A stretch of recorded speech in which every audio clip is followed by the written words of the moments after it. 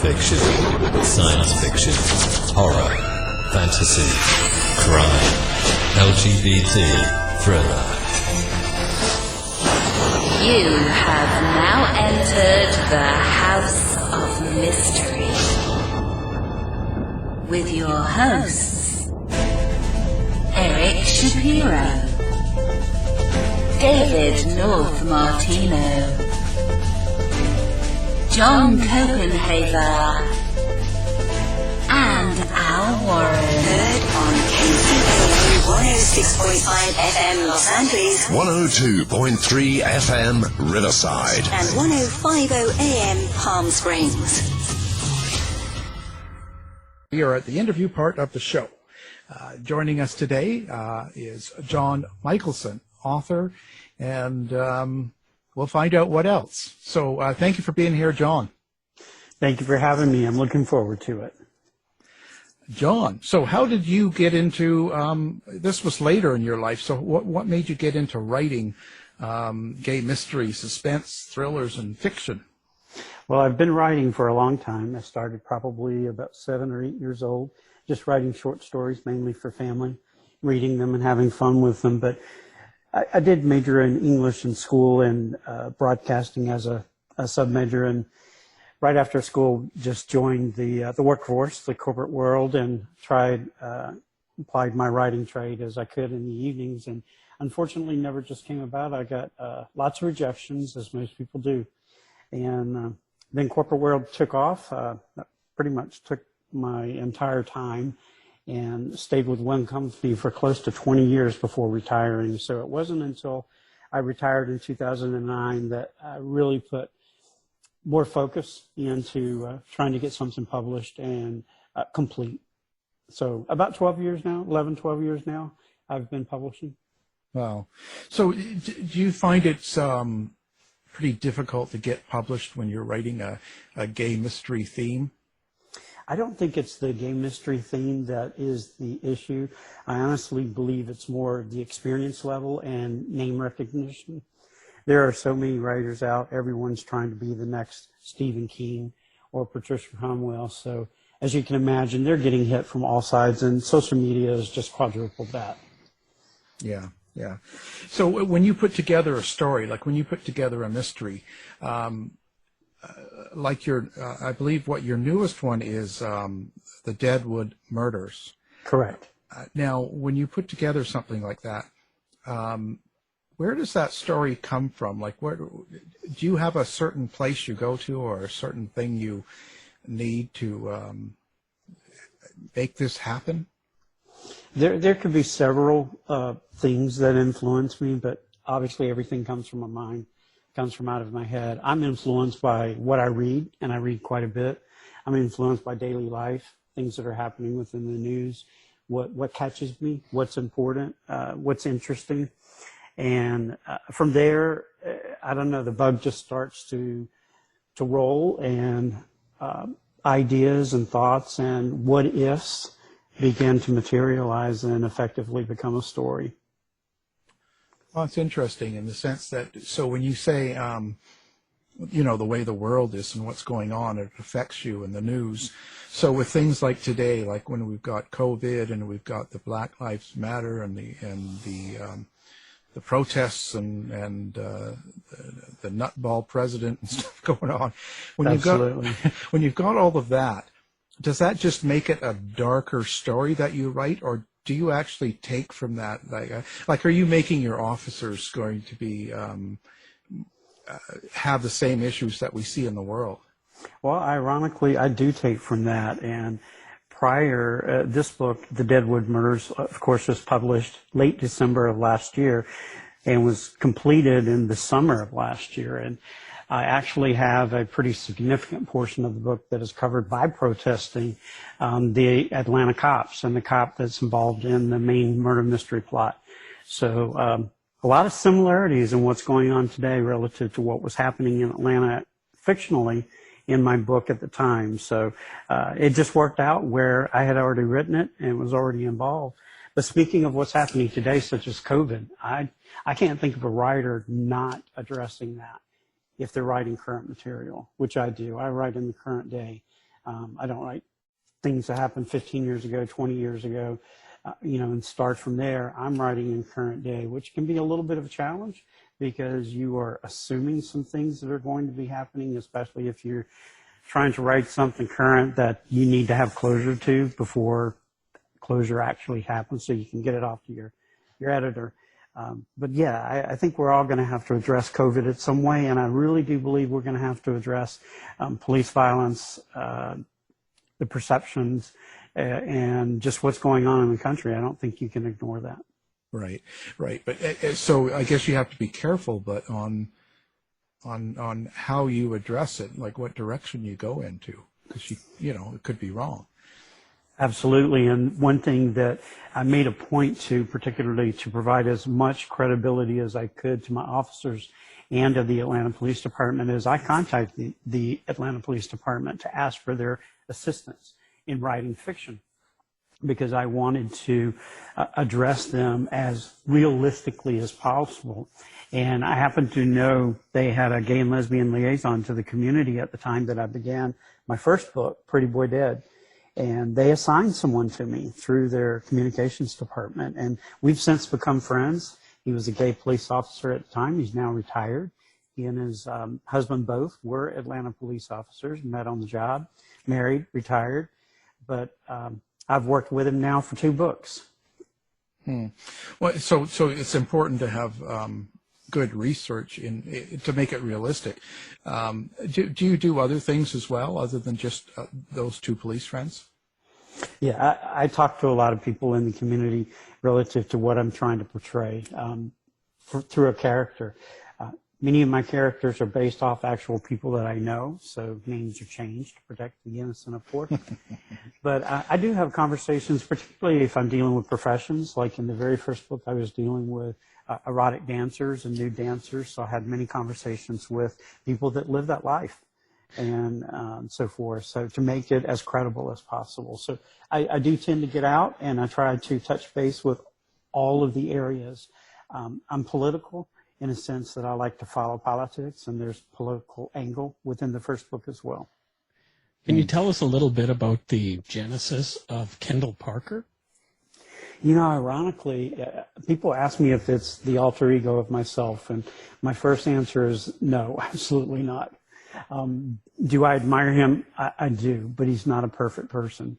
He's broken when we first meet him in the first book of Pretty Boy Dead, but at the same time, he is struggling to get his life back together, and he does. And the first book introduces him. He happens to be a 10-year closeted homicide detective, one of the most successful homicide detectives within the department. But it's not until the case that he is assigned in the first book that pits him against his 5-year patrol partner, homicide partner, because he's a bigot. So that friction is what ends up creating the abscesses where Parker has to come out, and he comes out purposely because he wants to make sure that the case is solved and not be pushed under the rug, as it were. Wow. So when we talked to J.D. Horn as an author, he said that the characters that he always had killed in the books he's written were people he knew that he didn't like, and so he would kill them off. So do you relate to that? Do you do things to people that, let's say, treat you really badly? Like he mentioned, like being in a lineup and having some really nasty lady call him names and stuff like that. So he took that character and killed her in his book. I can't confess too much, but I will tell you it does tend to lend some credence, yes. Not all the time, but I use a lot of those type of episodes for characters within my stories because I believe it gives more credibility and credence to the individual. And so right. I certainly do. Not all the time, I've got a lot of, when I sit down to write, people ask me, where does it come from? And I say, it comes from my head, but please understand it's months and months and weeks and sometimes years just festering in character development and in, how you want to start out A, B, C, and D and where you want to end up. But for the most part, I write by the seat of my pants. I have a very loose outline. I don't write everything down in an outline and then begin to write. I want it to be as organic as possible. And that's the writing experience I enjoy. I wonder, but in the character development, if you have a character in your book that you don't really know a person in real life that would be an example for that character, where do you go to get that the development and the characteristics? I think it can be a combination of things. I think it can be some people that you admire and some people that have struck you as very interesting, where you might take a little piece of this and a little piece of that person and combine them into the character that you ultimately want, the one that you've been thinking about. But for the most part, Kendall Parker came from my imagination and has been with me for a good 25 years. But it wasn't until 2013 first published the Kendall Parker first book, which is Pretty Boy Dad, which actually landed a literary nomination. So it's quite nice my first time out, but it's a little scary continuing to write novels so that you don't meet that expectation every time. Yeah. Oh, yeah. It's not a good thing, right? Puts pressure Right. on. Puts the pressure, absolutely. Yeah. Well, so it's kind of interesting. How far do you want to go with this character? Like, do you have any plans for for him to live a long time in several books, or are you going to kill him off? No, I have no plans to kill him off. That's for sure. I'll tell everyone that right now. There will always be a happy ending to this series. But no, I envisioned it as a series in the very beginning, and I probably had a good 3 books in my mind at the time that I wrote the first book, and I'm probably up to 6 or 7 now, where I've got some rough drafts of just, an overall synopsis of the storyline. Wow. So when you take on some of the current affairs and political and stuff, do you worry about getting backlash if you get if you show one side, for instance? I haven't yet, and I think I just feel that if I'm fair and I'm showing both sides to let the person come to their own conclusion, I don't want to be a preacher. That's not my aim. That's not my goal. My goal is to have my characters live and breathe current events. And if that doesn't quite end up the way they expect, I think a lot of times when you develop fans in a particular character, then they have an idea of how that person is going to react and how they may react to certain situations. So, you want to stay true to that. At the same time, characters grow. They would be two-dimensional if they didn't grow. So not always are they going to please the individual reader, but at the same time, life experiences helps them grow as they continue forward. So for listeners, is this book a mystery with gay characters, or is an actual gay crime involved? The most recent one, the Deadwood murders? Yeah.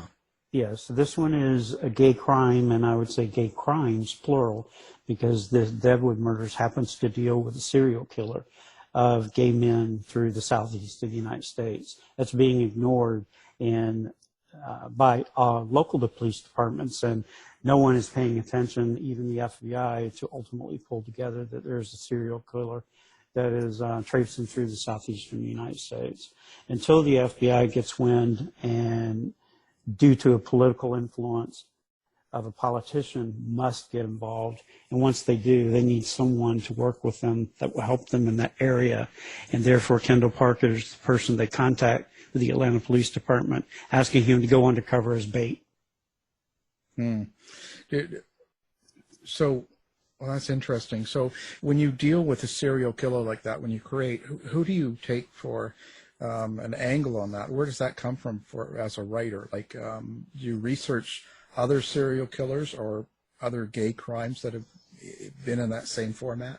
Both. I did both for a couple of years, reading every book that I could get my hands on of prolific gay serial killers, or even serial killers that weren't considered gay, but they killed, both male and female.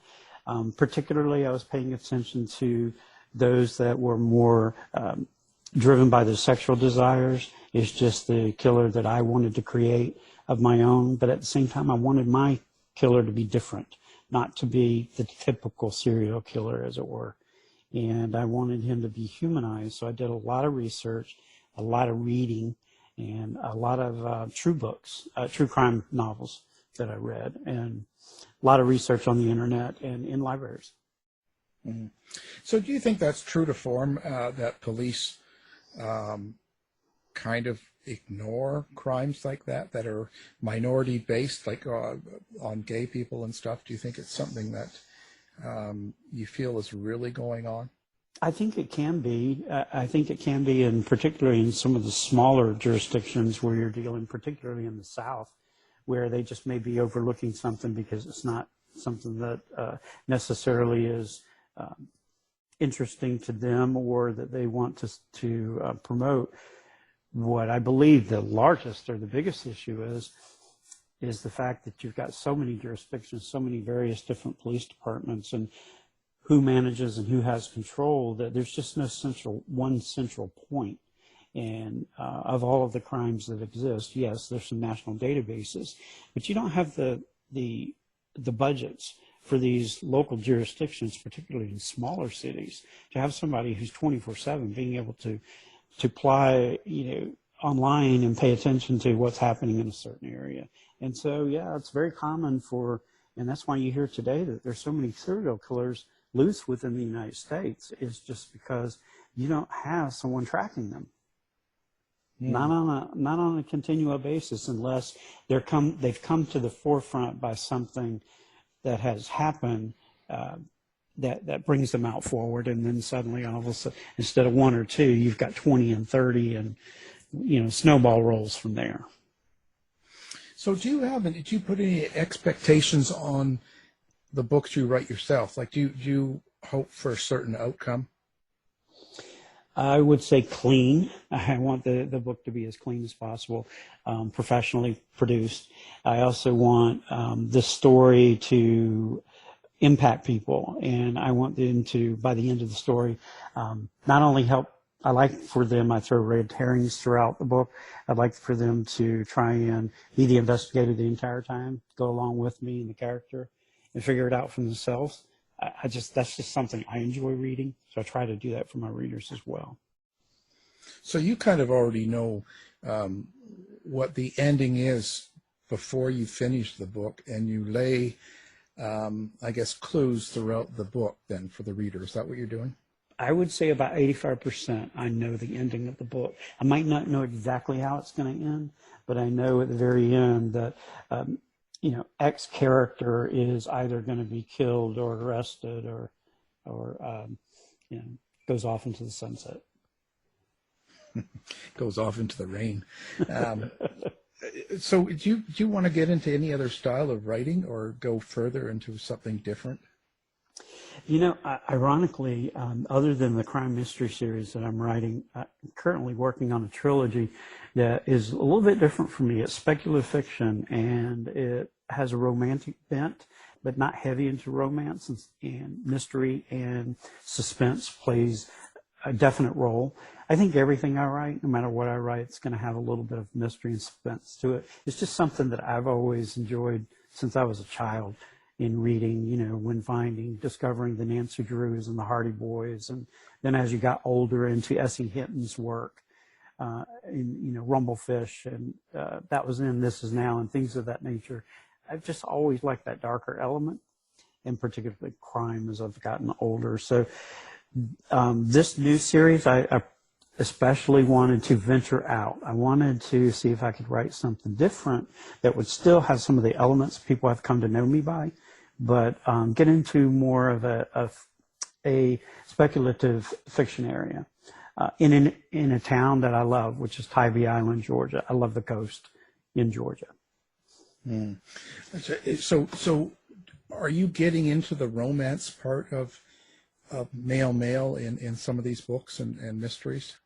I am not. That's a decidedly different genre that I don't write in. From a male perspective, pretty much the trope, if you will, that's expected is by the end of the book, there is always a happy ending. So you're starting off at the beginning as someone finds love, they lose love, love returns, and we all end up happily ever after. And that's the trope for male. With what I'm writing, I would tend to say that it's more of a romantic love story with two gay men. And I don't follow the tropes. And I do that for a reason. That's because I'm including the mystery and suspense elements.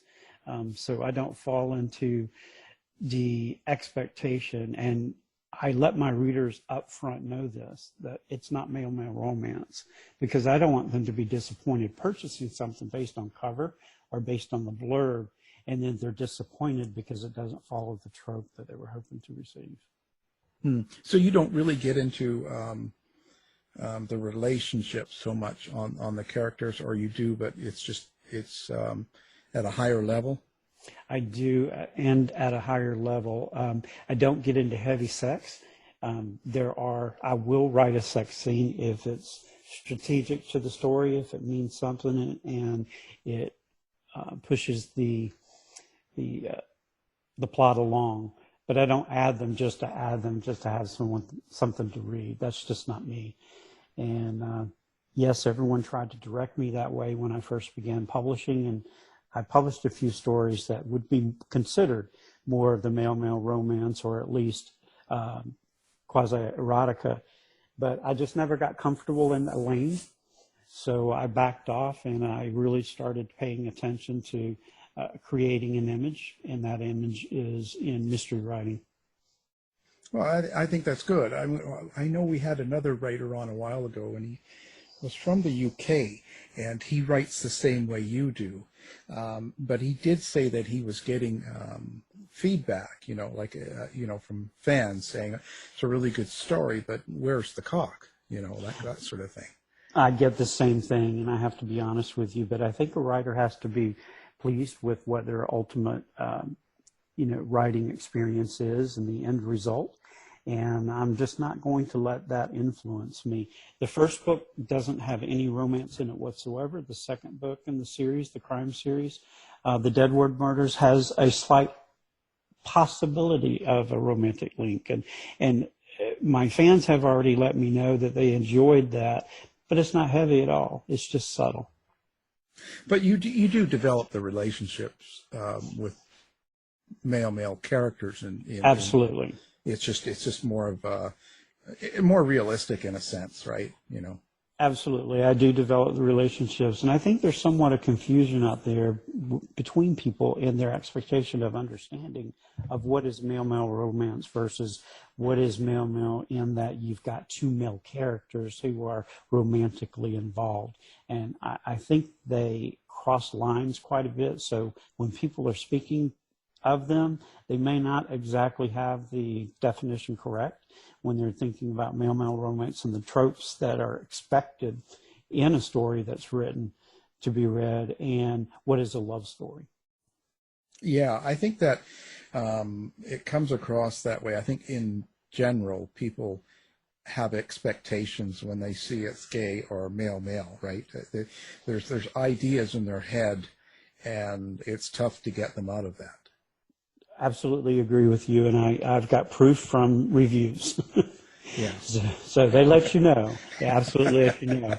And that cover drives it too. You've got to be very cautious about the cover that you utilize, because a cover can say to one person or to many people, this is definitely male romance, and yet that's not your intention. So a cover artist, along with an author, has to be very direct in what they want to portray and to the reader, because you don't want to give them a false sense of hope. They'll be the first ones to let you know it in a review. Yeah. Oh, yeah. People are not shy, not online. That is right. I just wonder if societies, how long it's going to take them to realize there's a lot more to gay relationships than just sex. I think it's taking time, honestly. I will tell you, within I've got so many friends that write within the genre of gay mystery, but within this genre, I have seen it becoming more and more popular, particularly among non-gay readers, where, they might not want the male sex part of it. They're more interested in two men who are together in a mystery setting or in a subplot of suspense or thriller. Yeah. At least I'm seeing it. Yeah, and I think it's something that grows with time. But I think it's more important to have a really good story. You're writing a really good story, and gay is just one of the many factors that go in the story. Your story has to drive the prose, and you can have all the characters that you want, whether they be gay, straight, bisexual. But if you don't have the story to back them up, you just got two-dimensional characters that are, on paper, and you're just reading, but you're not feeling. And feeling is what I want people to do when they read my material. Yeah. So that's kind of what your biggest goal is for people, for a reader. So when someone picks up your book and they take it home and they read it, what is it that you want them to get out of that? Just feeling, or? I want to emote them, and I want to educate them as well as give them reason to think. I give opinions from different angles, and I use my characters to do that. It's not necessarily my opinion or how I think, but it's the opinions that are out there. And not every one person is correct, but every person is correct for themselves. So it's just using characters to get that point across. I don't like to preach, and I'm not a preaching political individual, yet at the same time, there are things that happen in society that can be addressed in certain ways. And from a gay aspect, particularly, I'm from an era, in the 70s and 80s where, early 70s, we were considered abominations. And, before the Library of Sciences and so forth struck being homosexual as a disease out of books, that was a very interesting time and scary time for people that were gay. So we've come a long way to now have books that are out openly writing about gay relationships in fictional settings of mystery, thriller, suspense, and even non-so. Who do you think your biggest audience is? Do you think what age group, and do you think male or female? Like where do you think that comes from? Interestingly, I had this question from another individual who I did a recording for a radio program yesterday, and I don't know. I thought I knew. I honestly thought I knew by people that contact me, through social media, and I figured that I had people that were in their 30s to 50s as mostly my fan base, but I'm seeing it's all over the place. So yeah. I just don't know. Yeah. It seems like a lot of male book writers tend to think it's females that are their largest audience, but I'm not sure. That's just, I've got that kind of feedback. I don't think for me in the fact that because I don't write in the male subgenre lane, I don't have mostly female readers like some of the others that I can name off pretty easily do, because they follow within that lane, even though they're covering the subgenres of mystery and thriller and suspense. So I think mine, if anything, is half-half, about halfway. Yeah. 50-50. Yeah. Well, do you think that it holds back then if it's a really good mystery or crime fiction or something, that it holds back if people know it's a gay character involved or gay cop? Do you think that slows some of the people from buying it? I don't think so, but I will tell you that I've had some feedback in the past where people have not finished the first book, for instance, because they get through about 5 chapters, and that's the getting into the murder part of it, and it's brutal, and it's a brutal attack. It's a bashing attack, and some people have just put it down, couldn't finish it, and they've been honest with me. It's just too brutal. This is not what I was looking for. So I understand that, and I don't fault that person. At the same time, I've had people that stopped a year or two later, picked up the book, read it, and said, "Why did I ever put it down? I couldn't stop reading it." Yeah, yeah. So it really just depends on where people are at the time in their lives. Right. It takes time maybe to get it. Well, and that was, you're talking about Pretty Boy Dead, right? I am, yes. Yeah. You designed that character after me, right? Male stripper. You better believe it. Oh boy. Oh boy. Well, what else could it be? I mean, come on. Well, we talked about I went out and interviewed strippers for the role. So yes, I interviewed quite a few people, and I did have a personal friend who gave me a lot of the information of that life. Oh, yeah. Well, if you ever need it, just give Mike a call. He's still doing it. So I've got the number. there you go. Just to see my name pop up on the caller ID, you know what I'm calling about. Fair enough. Yeah, he wants to rein you with money. Yeah. Oh, I need some more character development. Absolutely. yeah. Now since you've lived with your husband for 34 years. Can you believe that? No, and I was going to say you do not look even. I mean, I always, whenever I hear that, I hear, okay, well, 34, add 20 years, that's 54, and you probably didn't get together right when you were like 19, so you add another 10 years, 64. You're thinking, no, you don't look 64. I'm not quite there, but I have hit that magical age. Yes, I'm 60. I turned 60 in January. Wow. And my husband and I met in a bar, of all places, in 1986. It was July 3rd. It was the 4th of July weekend. And we met, began dating, and moved in September 29th of the same year, and we've been together ever since. Married for 5 years when the Supreme Court struck down the not allowing gays to get married, of course. Yeah. So 34 years together, married 5 years legally. Crazy world. But it goes fast. And now Madonna's a grandmother, and here we are. It does go fast. And people ask me all the time, does it feel old? Do you feel like you've been with this person for so long that it's just, you're just friends? And I said, no, we enjoy so much each other's company so much, it's ridiculous that it just feels like it's new. It's the same. It's just 2 or 3 year old relationship. We actually, not only do we live together 24/7, we actually now work together 24/7, and I've been doing that for 11 years. That's pretty incredible. And 34 years in gay years, it's got to be at least 150 and straight. I would agree with you, and I have a wrinkle for every one of them. Yeah.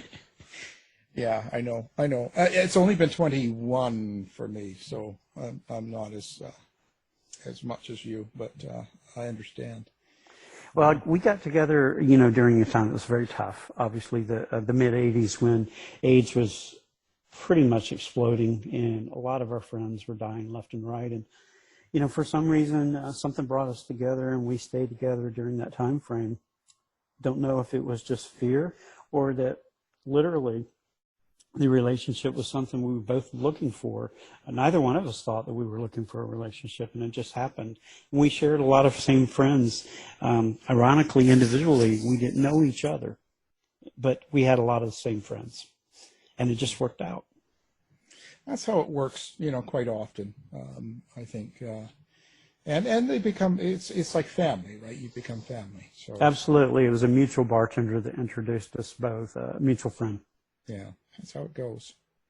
Wow. So what is next for Jon Michaelson?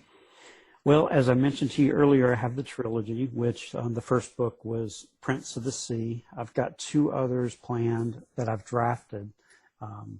The synopsis for the second book I've already probably written half.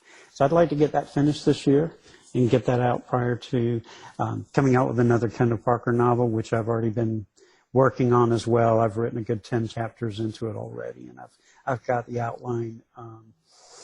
When I say flesh out, I don't mean by detail, but I've got a pretty good idea where I have the book going. So I'm hoping to also get that one out, which I already have the title of that, and it's Murder on Peachtree, and I'm hoping to get that out early 2022. When did you gain confidence enough to know that you are comfortable in your writing? Like that's always something that I struggle with every single book, and every year you go through this. Did you ever get to the point where you're feeling confident in what you're writing is good? I don't know if you ever do. I can tell you that I've been afraid ever since I sent out a book every time. Yeah. But I did gain some confidence when Pretty Boy Dead was published, and to get the nod of a finalist, making the finalist in gay mystery, that probably was the precipice when I realized, okay, what I'm writing might be okay, and I can keep going. Yeah. Start hanging out with Oprah Winfrey and all that now. Yeah, because you have your family and friends that'll read it, and they'll all tell you how wonderful it was. They couldn't put it down and so forth. But I think until you have the general public, and then certainly you have colleagues that are out there telling you that it is so, and you get recognized for somebody like Lambda Literary, then you begin to feel a little bit more confident with each story. What kind of advice would you give someone if they wanted to publish a book, brand new writer out there in the field of crime fiction? What would you say to them? The very first thing I would tell them to do is read, read, read. Read as much as you possibly can. And it's because it's going to help you get better. Many people will dive into writing. I did this myself. You just dive into writing because you got to get all these stories out of your head. And you're writing furiously and you're getting them down. And you finish one story, you start another one, you start and you start. But sometimes you're afraid to send anything out because you've really had no one telling you or showing you or educating you relative to your writing skills. And that will hold a lot of people back. Reading helps you to educate yourself, not only through formal schooling, such as going through school in journalism or English and so forth, but once you get out of school, you still have to learn the trade. You still have to, learn to continue to enhance your overall skills, and that's where I believe reading comes in. Today the environment is even crazier within the publishing field because there is so much online now, and online self-publishing has just exploded. So where you may have had thousands of writers to compete against 20 years ago, now you got millions. Yeah. So yeah. it is, I would always say read, read, and read, and don't be afraid to send your material out. Just keep sending it out. I'm going to tell you, I'll be the first one to tell you, you'll fill a shoebox with rejections within a year. Just keep doing it because somebody is going to like what you're reading, and you're going to get someone's attention, and that's what I did. Well, that's good advice. Anybody that you'd like to meet as a writer? Any writers that you'd like to meet or anything? Yes, I would love to meet. I'd love to meet, as a gay writer, I would love to meet Michael Nava. Michael Nava is a writer that I have enjoyed starting to read his books in the 80s, and I followed every single one of his novels, and I've read them all. And it wasn't until much later in life when I began publishing that I actually had an opportunity to meet him online and actually become a friend. So I'd like to meet him in person. That's probably one of the ones that I would like up front. Mark Zubro, same thing. I was a fan of his in the early 80s. I even wrote him a fan letter. I still have a copy where he wrote that. And I've gotten to know him as well, but not in person. So I'm hoping at perhaps a convention or passing through town in either each other's towns that we'll get a chance to meet. From a national perspective, David Baldacci, John Grisham, those are two, Patricia Cromwell. Those are people that I have loved their books, and I'll eat every one of them up. And Stephen King. Stephen King, I read his books when I was in high school and college, and the kind of books you're supposed to hide from your teachers because you weren't supposed to read them. Being so young, and he's a person that I think is not only prolific, he's a fantastic genius when it comes to writing. Yeah, it's too bad. A lot of his movies have been terrible. The movies are terrible. Yeah. And I tell most people, when a book gets converted to a movie, it's almost impossible it's going to be the same. The reading experience is just so personal. Yeah. And it's hard to translate everyone's personal feelings to that movie when you've got just a certain block of time to put it within. Yeah. Well, yeah. They seem to be done really, really cheaply. I have not been pleased with any of his books as a movie. Yeah. Yeah. Yeah, that's what we have. Now, do you have a website or a place that you'd like people to come find you? Yeah, absolutely. My website blog is just my name, so it's Jon Michaelson run together, and there's no H in John. So it's JonMichaelsen.com or .net. You can find me there. The blog, I feature a writer of gay mystery thriller suspense every week, each Friday. For a solid week, I feature an exclusive excerpt of their novel. And that's been going on for 7 years now. I've managed to keep that up, along with coincides with a Facebook group by the same name that I have, where we've got roughly 1,100 avid readers of the genre. Wow, that's great. Now, what we'll do is we'll put your book up, your website as well, on ours, so people can one click, and if they're listening, they can find you. Well, you can also let them know in honor of your show and what I've been doing this week. I've put them on sale. Every one of my books is on sale this week for about 10 days at 99 cents ebook. Oh, there you go. Great. You heard it here. You heard it here first. Absolutely. Well, maybe, but no, this is first. You've got it first. well, there you go. See, we're at the top of the barrel. I really appreciate you taking the time and talking about writing and some of your own experiences in the book. So again, our guest has been Jon Michaelson, and we've been focusing on all of his book, but his newest one is called The Deadwood Murders. Thank you for being here, Jon. It's been a pleasure, and thank you very much for having me. Thanks so much, Jon. To find out more about our show, guests, or to listen to past shows from our archive, please go to www.houseofmysteryradio.com.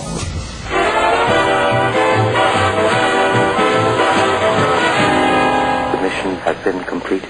The end! By George, he's got it! It is the end! I'll say it. If you're lying to me, I'll be back.